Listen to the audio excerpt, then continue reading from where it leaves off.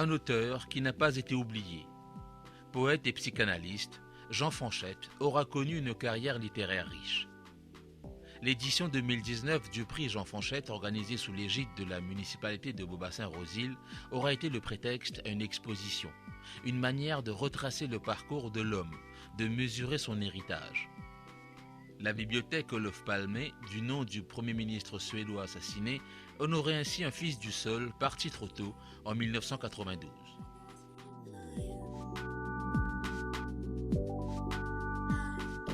Jean Fanchette a commencé en 1992, le premier, et déjà jusqu'à présent, depuis 1992 jusqu'à présent, jamais commandé de faire une exposition pour qu'ils disent au courant c'est quoi et quels sont les livres primés qui commandaient gagner par rapport à Jean Fanchette.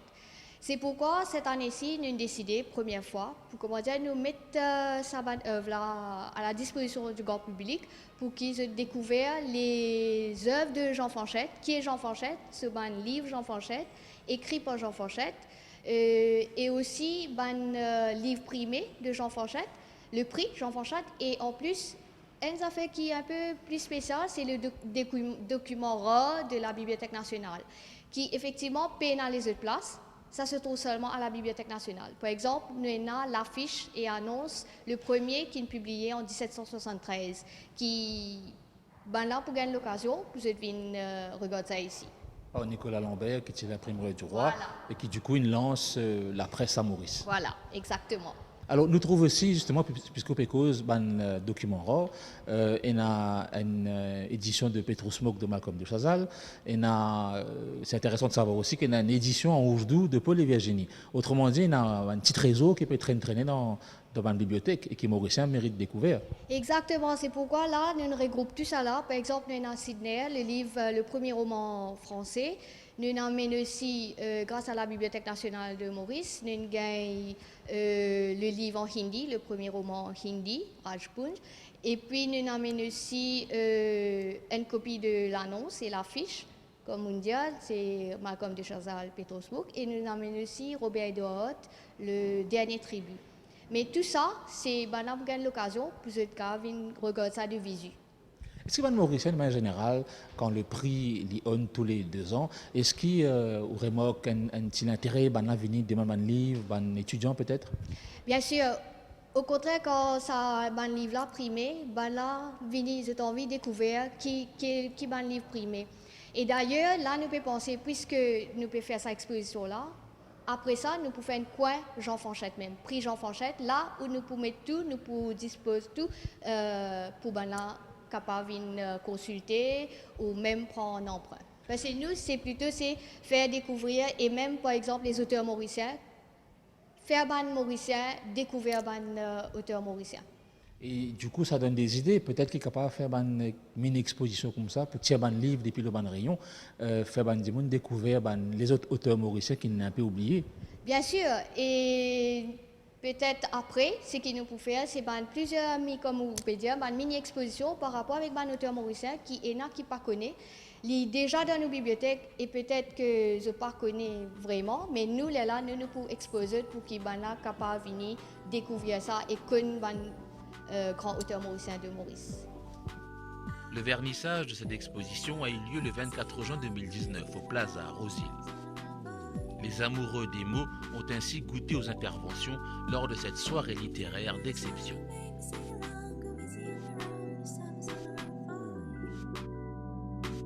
C'est une bonne chose de rappeler qui était Jean Fanchette. Né en 1932 et mort en 1992 à l'âge de 60 ans. Jean Fanchette a été lauréat de la Bourse d'Angleterre en 1950. Et ce qui est assez rare, c'est qu'avec une bourse britannique, la Bourse d'Angleterre, est allé faire des études de médecine.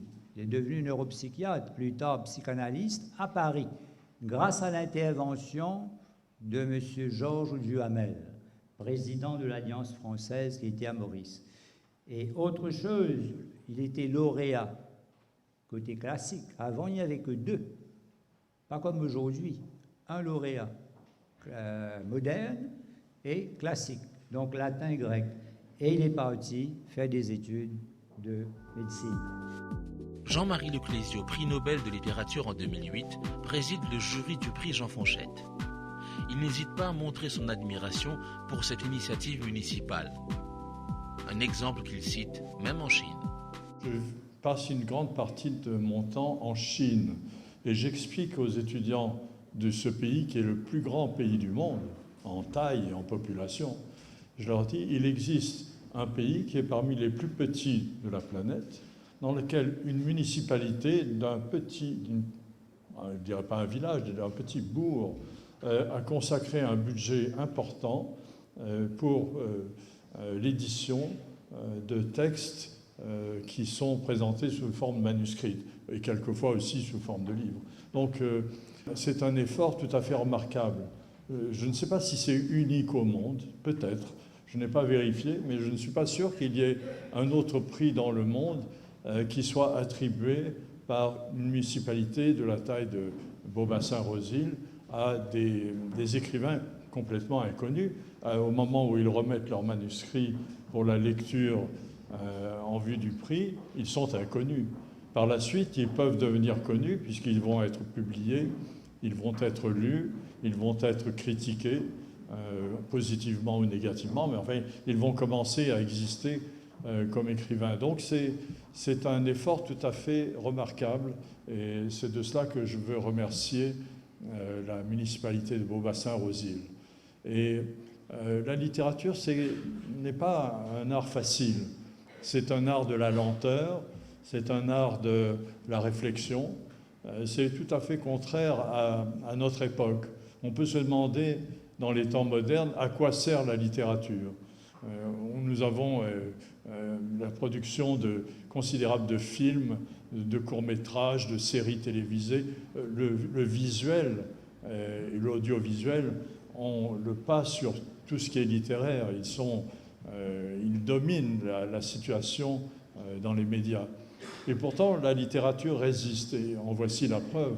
Le prix Jean Fanchette est la preuve de la résistance de la littérature. Parce que la littérature, justement, ne s'adresse pas à l'immédiat. La littérature, c'est l'art de la réflexion, donc de la durée. Les livres vont durer, ils ne sont pas faits pour être consommés puis oubliés, et ils sont faits pour durer. Et Jean Fanchette est le témoignage même de cette force de la littérature. Jean Fanchette est un poète qui est peu connu dans les anthologies de la littérature française. Il est davantage connu à Maurice, puisque c'est un enfant de Maurice. Mais petit à petit, son nom résonne et il y a eu des éditions récentes de Jean Fanchette. Il devient peu à peu un élément important de la culture universelle. Et la raison de cela est que Jean Fanchette n'est pas un poète léger, c'est un poète aussi de la réflexion. Il a écrit des textes très émouvants et très forts contre la guerre. Et je pense que le caractère pacifique et pacifiste de l'œuvre de Jean Fanchette, c'est un des éléments importants de la culture. Donc, ici, à Beaubassin-Rosil, dans la municipalité, en soutenant la réputation de Jean Fanchette, en soutenant son œuvre, et grâce à l'exposition que vous verrez, grâce à la bibliothèque municipale, en ayant sous les yeux la production de Jean Fanchette et en lisant peut-être, si vous en avez l'occasion, les livres qu'il a écrits, puis en prêtant crédit au prix Jean Fanchette, c'est-à-dire en lisant les livres qui ont été couronnés, vous travaillez à, je pense, quelque chose qui va servir à cette utopie extraordinaire qu'est la paix universelle. Voilà, je voulais vous dire ces quelques mots, comme quoi, quelquefois, des petits effets ont des grandes causes. Donc, ce sont ces mots que je voulais vous adresser pour vous dire à quel point je suis ému et heureux d'être ici à Beaubassin-Rosil avec vous. Je vous remercie. La salle où se réunit le conseil municipal. C'est ici qu'a été votée la résolution de financer le prix littéraire. Il existe depuis 27 ans et en est à sa 13e édition. Issa Asgharali est celui qui l'a initié. Il en assure la coordination et fait la passerelle entre les auteurs et le jury. Le bilan de ces 3 décennies de création est très riche. L'objectif d'honorer la mémoire de Jean Fanchette, psychanalyste, poète, essayiste, éditeur et largement atteint. Car en 2019, soit plus de 27 ans après sa mort, on parle encore de lui. En ce qui concerne le deuxième objectif, encourager la création littéraire dans les îles de l'océan Indien, Maurice, Rodrigue, Réunion, Madagascar et les Seychelles, les faits parlent d'eux-mêmes. De 1992 à 2017, la dernière édition, les 12 éditions ont accueilli 275 textes. Sur ces 275 textes, une quarantaine nous sont parvenus de l'île de la Réunion, de Rodrigue, des Seychelles et de Madagascar. Par ailleurs, le prix Jean Fanchette a révélé des auteurs totalement inconnus et consacré ceux et celles qu'il était déjà. Parmi ces auteurs totalement inconnus, il y a, je viens de citer son nom, Amal Sitoel, qui a remporté le prix pour son roman Histoire d'Ashok et d'autres personnages de moindre importance. Ce roman a été publié à Paris. Pour ce qui est du troisième objectif du prix Jean Fanchette, donné à lire, je tiens à souligner que la plupart des manuscrits primés ont été publiés. Comme vous le savez, la moitié de la somme allouée au prix Jean Fanchette est une aide à la publication du manuscrit primé ou à l'achat d'un certain nombre d'exemplaires du livre primé pour les collèges de Beaubassin aux îles.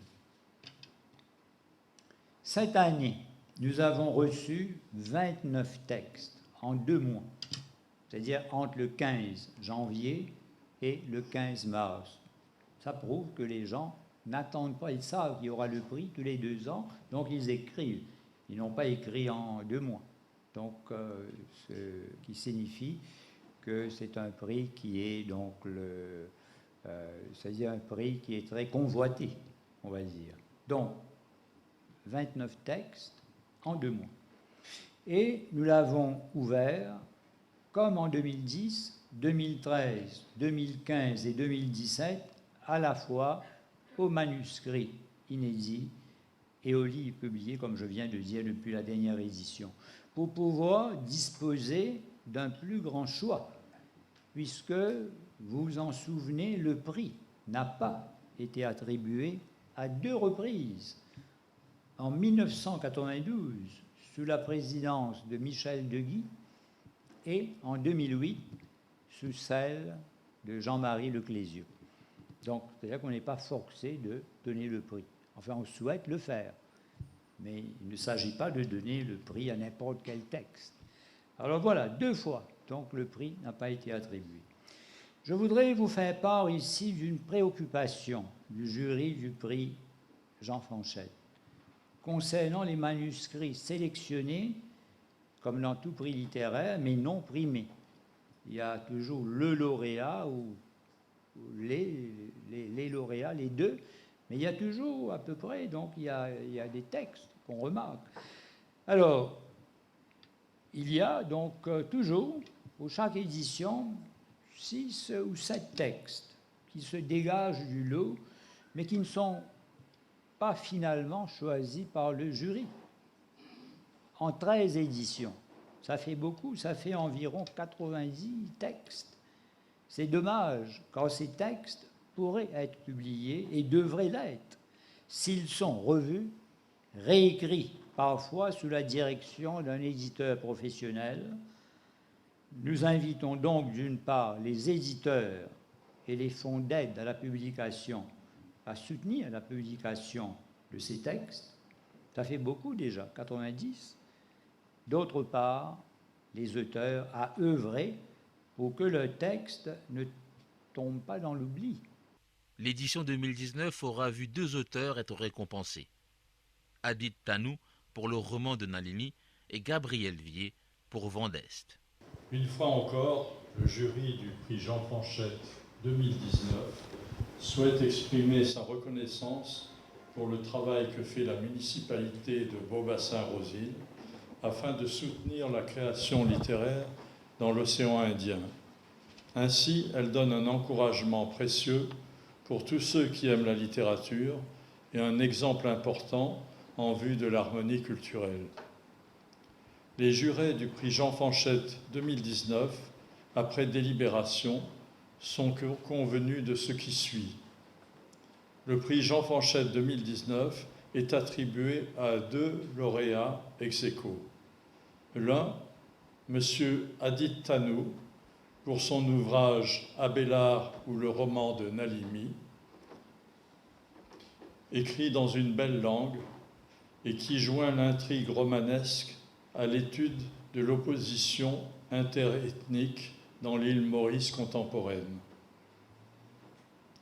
L'autre, Madame Gabrielle Vier, pour sa nouvelle Vent d'Est, un beau livre public et sensible qui parle de l'amour d'une fille de Maurice pour son île natale.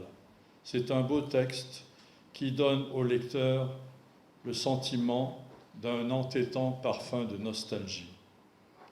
Les jurés voudraient également exprimer l'intérêt qu'ils ont ressenti à la lecture de plusieurs des livres et manuscrits qui leur ont été confiés. Le Christ ne vous avait pas prévu, Malcolm, de messieurs Robert Furlong et Yann Pascal François. Désillusion, un recueil de nouvelles de Madame Adia Athéna Tegali.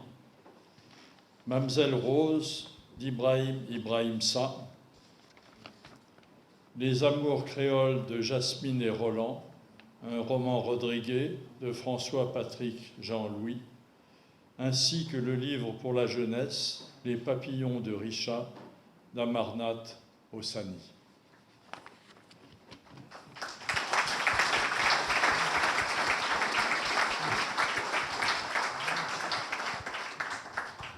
Tous les membres du jury sont unanimes pour constater que dans l'océan Indien, l'imaginaire fait recette. Les textes sont bien écrits, bien construits et touchent à des domaines très différents les uns des autres. Il y a des essais, il y a des essais littéraires, des essais politiques, il y a du théâtre. Et là, cette année, donc, deux textes qui, je crois, très importants, qui sont très différents l'un de l'autre.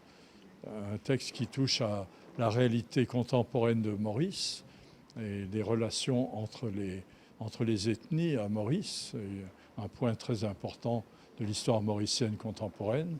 Et l'autre texte qui évoque plutôt un parfum, une sorte de mémoire intérieure par rapport à Maurice, qui est souvent le cas des exilés, c'est mon cas moi-même, c'est souvent le cas des exilés mauriciens quand ils sont à l'étranger. Alors, 305 textes à peu près depuis 1992, ça vous semble beaucoup, pas assez pour Maurice et la région? Ça me semble énorme, j'ai travaillé assez longtemps chez un éditeur parisien et je dois dire que la qualité des textes que nous recevions, les lecteurs pour cet éditeur, si je les compare aux textes que nous lisons, les jurés du prix Jean Fanchette, l'île Maurice, l'océan Indien et ce point particulier de Beaubassin-Rosil, ça concentre beaucoup de qualité littéraire. Une dernière question qui n'a rien à voir avec le prix littéraire sur les Chagos. Je sais que vous avez pris position il y a quelques années et là, on est à un point important de ce combat. Oui, j'ai appris en arrivant ici, parce que je ne le savais pas, que les Nations Unies se sont prononcées sur ce dossier tragique et important. Et j'en suis très heureux, à la fois pour Maurice et pour les Chagos. Donc je regarde l'avenir avec beaucoup d'optimisme maintenant. Merci beaucoup. Je vous remercie. La première question s'impose. Quel effet ça fait de recevoir ce prix de Jean-Marie Leclésio et du jury? Je suis très très touché, je suis très très fier de recevoir ce prix d'un jury qui est présidé par Jean-Marie Leclésio et aussi un prix, c'est le prix Jean Fanchette. Pour moi, Jean Fanchette est un très grand poète. Je n'ai pas lu beaucoup de Jean Fanchette, mais de ce que j'ai lu, j'ai beaucoup appris. Et je vois qu'il y a un rapprochement très, très profond entre ce qui est écrit dans sa poésie, Jean Fanchette, et la poésie ourdou de... Je ne me rappelle plus des poètes, mais il y a cette approche qui rejoint la notion de ishq. Cet amour spirituel direct avec Dieu. Voilà. Alors, avoir le prix Jean Fanchette, qui m'est offert par les mains de Jean-Marie Leclésio et de M. Asgarali, qui m'est très proche parce que il a été mon prof. C'est quelqu'un que j'admire. Pour moi, it means a great deal. C'est donc pas un hasard, parce que Jean-Marie Leclésio et Issa Asgarali président la fondation en faveur de l'interculturalité, et qu'une histoire comme vous l'avez écrite est touchée, finalement, c'est pas si étonnant alors. Oui, tout à fait, tout à fait. On se rejoint sur le terrain de l'interculturalité. Voilà. Alors, qui est cette Nalini qui est l'héroïne de votre roman? Nalini, c'est une femme très forte dès son enfance. C'est la fille d'un homme qui vient d'une famille riche, hindoue, et d'une mère qui est déclassée, qui est une femme laboureur. Donc, elle est une bâtarde. C'est ça, c'est la maîtresse de... Sa mère est la maîtresse de son père. Elle grandit dans Maïbourg et elle grandit avec Abela, et ils deviennent un couple, très jeune. Mais elle, étant intelligente, étant ambitieuse, elle ne peut pas se laisser aller dans cet engagement. Elle le quitte pour épouser un neveu de son père. Et de là part toute l'histoire d'un triangle extraordinaire entre Sylvie, la narratrice, celui qui écrit, l'écrivain, qui est la compagne de Abela. Et il y a un triangle entre Abela, Nalini, parce que Nalini, à un moment, étant bien placé au niveau du gouvernement, fait venir Abela dans son giron. Il y a un triangle qui est assez intéressant. Donc c'est une histoire d'amour contrarié. C'est une histoire politique, c'est une histoire d'amour contrarié, une histoire sur la mort, une histoire sur la solitude surtout. Et ces personnages, ils sortent de votre imagination, ou alors ce sont des histoires qu'on racontait de famille en famille, de génération en génération? C'est comme toujours, c'est mixte. C'est mixte. Il y a beaucoup d'imagination, mais il y a aussi beaucoup qui est pris à la vie. Beaucoup d'événements dont j'ai été témoin. D'événements qu'on m'a racontés. Ben voilà, Qu'est-ce qui vous a amené à l'écriture? J'ai toujours voulu écrire. Mon père lisait beaucoup. Et j'ai appris à lire avec lui. Enfin, c'est ma mère qui m'a appris à écrire, à lire. Mais je lisais très tôt. À 4 ans, 5 ans, je lisais des bandes dessinées. Et j'ai toujours voulu écrire. À l'âge de 8 ans, j'écrivais mes premiers poèmes. À l'âge de 12 ans, j'écrivais mes premiers textes en prose. Et puis, la maladie m'a fait avancer à une vitesse beaucoup plus lente. Ce qui fait que c'est aujourd'hui que mes œuvres sortent. Voilà. On imagine donc qu'il y a quelques écrits en réserve. Oui, bien sûr.